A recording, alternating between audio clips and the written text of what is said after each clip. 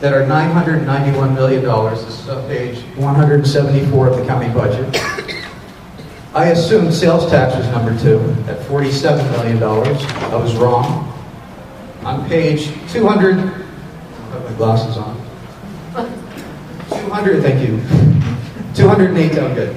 I pretty much have it memorized at this point. Page 218 of the county budget. DERM's revenue is $48 million. That's more than the county even collects for sales tax. D.E.R.M is effectively the second largest taxing authority to Dade County residents. Now, they claim to not be an issue in the budget because they don't need to be funded. Well, there's 13 line items in the budget for revenue for D.E.R.M, and they add up to $48 million. This is for the 2011 budget. Carlos, can you repeat the number that you said earlier to the lady, 3 people in front of me, when you said that you don't generate your revenues from fines, you only fine about, you said 42,000 or 46? What was 42. The number? We're talking about the 8.5 square mile. Okay. And, No. That's what you said. You took a number over multiple years and said the average in... Can you let me finish? Please. Okay, just let me finish.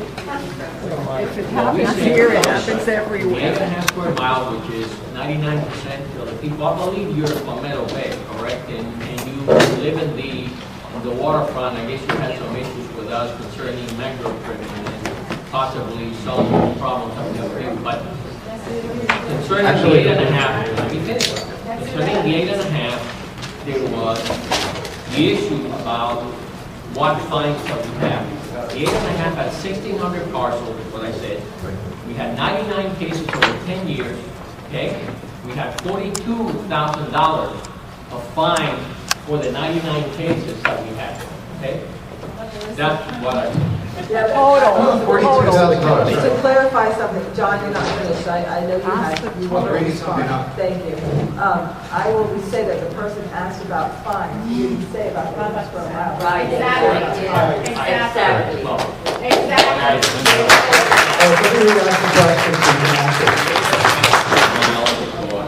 We're not interested in 8.5 miles. The question is, I have the budget in front of me. The question is, how much do you generate in fines per year, roughly? Ballpark. Listen, the majority of our funds are not fines. That's not my question. What is it? Okay. Break it down for us. Actually, I don't have the number either. This is for us. This is not for you to talk. This is our time to talk. But in answer to your question, I think you'll find it if you look for the litigation trust fund, because that's where the fines go. I'm about to give you the 2 line items so you can read it to us.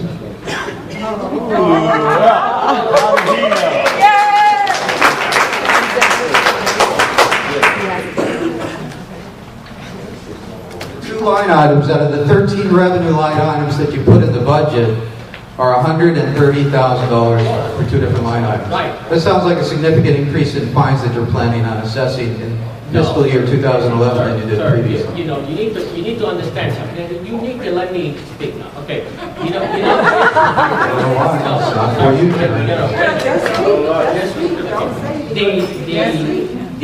The situation is this. We have 2 million residents in this county.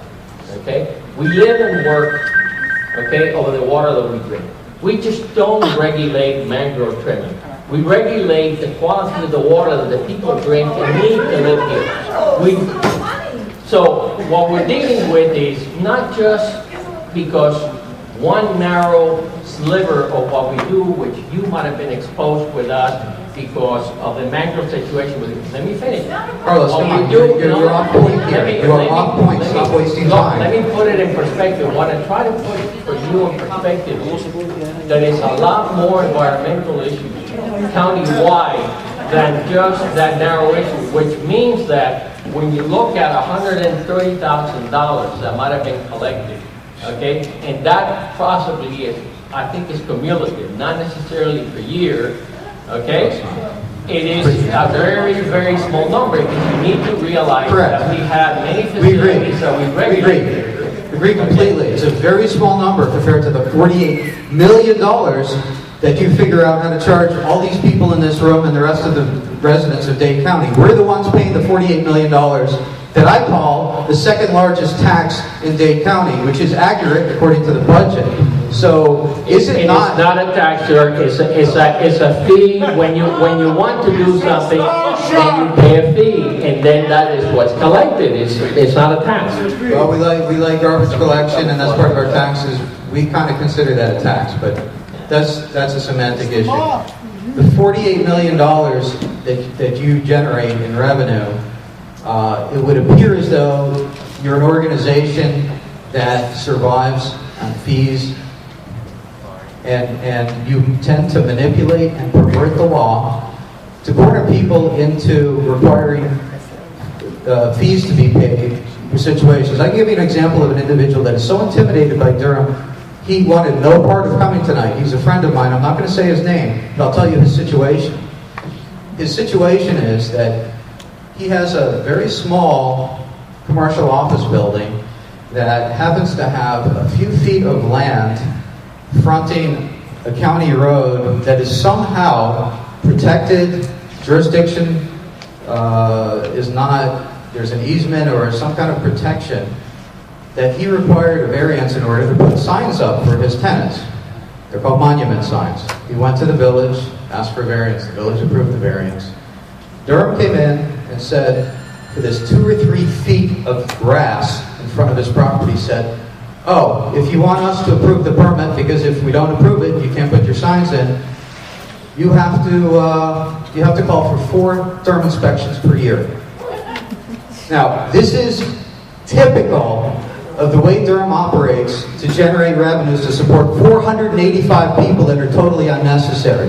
In the newspapers, in the next couple of weeks, you will see an editorial from me, and I will continue for the rest of the year and for the rest of my life, if I have to make sure that the public is made aware of what you are doing to hurt people, to generate fees, to continue as a bureaucracy, to grow your organization, and to stay cash flow neutral to the county so that they don't cut your budget. As long as you generate enough fees, you don't have to, your salaries can continue to go up, you can continue to employ 485 people. In the private sector, this is not the way we do things, and we need some business acumen applied to the way your organization is run, because there's clearly a lack of integrity.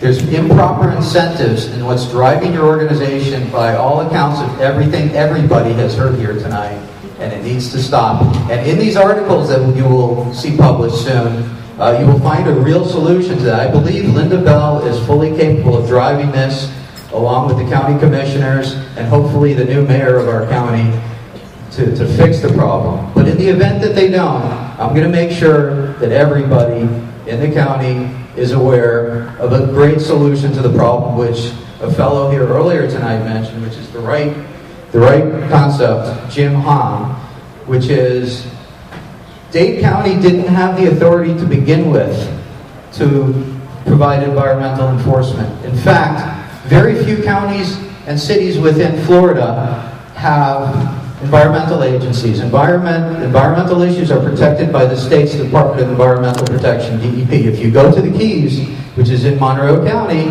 does not have an environmental organization. DEP has authority here, and DEP ultimately should take over for D.E.R.M here. D.E.R.M should be... Yes! Yes! Yes! Take him out! Take him out! Big, bureaucratic, and very predatory, and it needs to stop.